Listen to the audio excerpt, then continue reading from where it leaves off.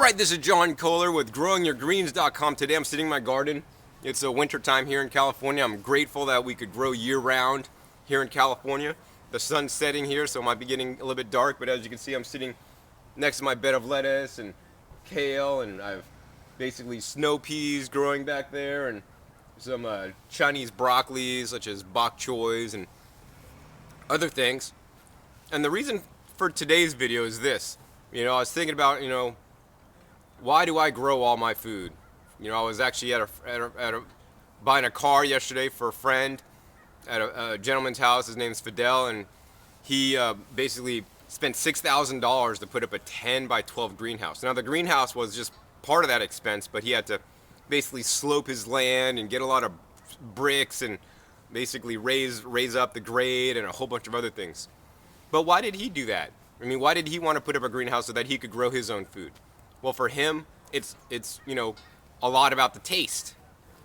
He relayed to me, even $4 a pound heirloom tomatoes to him don't really taste that good.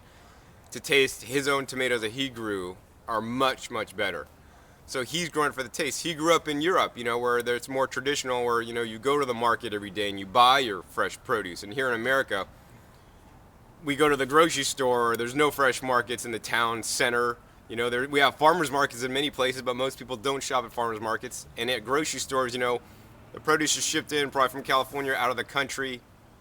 And it's just, it's meant to make the shipment. Tomatoes are pink. They'll almost bounce off the ground. They won't break. They won't crack open when you drop them. And this is to preserve the monetary investment that the company has made in the tomato. So when you grow your own food, you're going to have a higher quality and it's going to taste much better. So one reason is for the taste.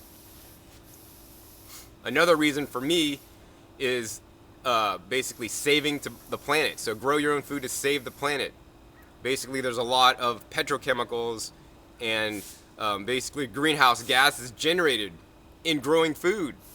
So from the, petrochemicals and pesticides sprayed on the food and fertilizers, made out of petrochemicals put on the food,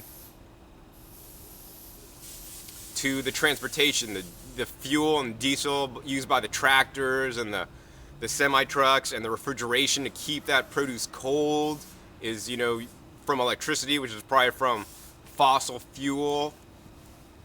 So there's nothing better than, growing it yourself, literally picking it and putting in a salad bowl and eating it, or literally picking it and putting it in your mouth. There's zero transportation, there's zero carbon emissions, and there's minimal impact to the environment.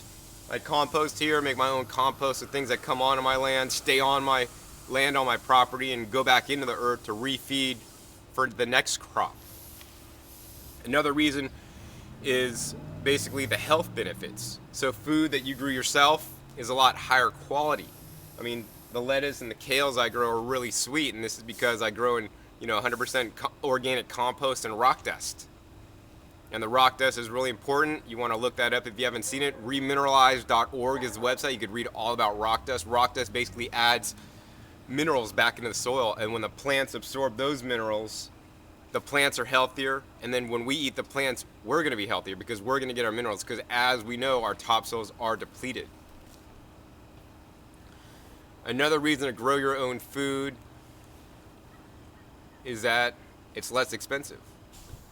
So growing your own food is also less expensive. If you're growing your own food, you could buy a pack of seeds for, $1 or $2, plant it out and have, a whole bed of lettuce. And if you go to the store to buy organic lettuce, it's like $2 a head. That's in California. If you're in the East Coast, I was just in Florida, it's like $3 or $4 a head of lettuce, man. It's insane. So grow your own food and save money. It does take a little bit of time, but I recommend, setting it up on a drip irrigation system. You don't have to water it. Basically, you plant it and walk away. In the wintertime here, I turn off the irrigation because it rains so much. So those are 4 good reasons to have your own garden. Number 1, the taste. Number 2, to save the planet. Number 3, it's healthier for you. And number 4, you're going to save some money.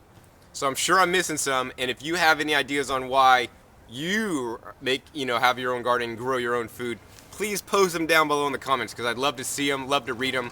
and love to see why others are growing their own food. And I encourage everybody to, just grow a little bit more food. You don't have to convert your whole front yard like I did here. You could grow a little pot. You could get it what's called an AeroGarden. You could grow in your kitchen. I mean, those things are toys and it's more of a novelty, but at least you're taking a step in the right direction to grow more of your own food, to take responsibility for yourself. And plus, it just tastes so much better. So this is John Kohler with GrowingYourGreens.com, and remember, you can grow your own greens. It's so fun and delicious.